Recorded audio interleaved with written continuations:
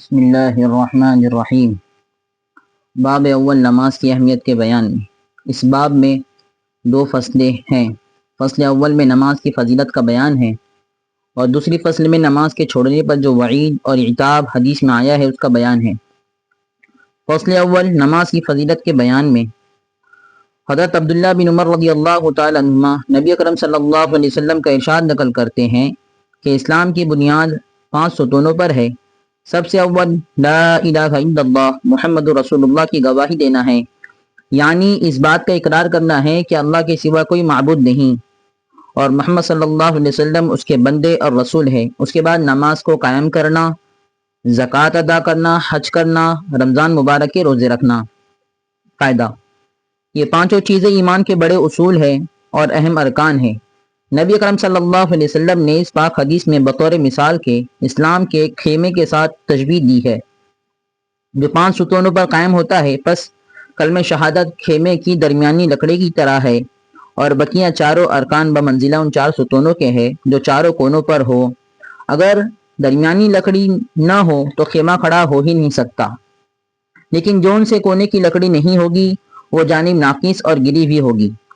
اس پاک ارشاد کے بعد اب ہم لوگوں کو اپنی حالت پر خود ہی غور کر لینا چاہیے کہ اسلام کے اس خیمے کو ہم نے کس درجے تک قائم کر رکھا ہے اور اسلام کا کون سا رکن ایسا ہے جس کو ہم نے پورے طور پر سنبھال رکھا ہے۔ اسلام کے 5 ارکان نہایت اہم ہیں، حتیٰ کہ اسلام کی بنیاد انہی کو قرار دیا گیا ہے اور ایک مسلمان کے لیے بحیثیت مسلمان ہونے کے ان سب کا اہتمام نہایت ضروری ہے، مگر ایمان کے بعد سب سے اہم چیز نماز ہے۔ حضرت عبداللہ بن مسعود رضی اللہ تعالیٰ عنہ کہتے ہیں کہ میں نے حضور صلی اللہ علیہ وسلم سے دریافت کیا کہ اللہ تعالیٰ شانہ کے یہاں سب سے زیادہ محبوب عمل کون سا ہے؟ ارشاد فرمایا کہ نماز۔ میں نے عرض کیا اس کے بعد کیا ہے؟ ارشاد فرمایا والدین کے ساتھ حسن سلوک، اچھا برتاؤ۔ میں نے عرض کیا اس کے بعد کون سا ہے؟ ارشاد فرمایا جہاد۔ ملا علی قاری رحمۃ اللہ علیہ فرماتے ہیں کہ اس حدیث میں علماء کے اس قول کی دلیل ہے کہ ایمان کے بعد سب سے مقدم نماز ہے۔ اس کی تائید اس حدیث صحیح سے بھی ہوتی ہے جس میں ارشاد ہے الصلاۃ خیر موضوع، یعنی بہترین عمل جو اللہ تعالیٰ نے بندوں کے لیے مقرر فرمایا ہے وہ نماز ہے، اور احادیث میں کثرت سے مضمون صاف اور صحیح حدیثوں میں نقل کیا گیا کہ تمہارے اعمال میں سب سے بہتر عمل نماز ہے۔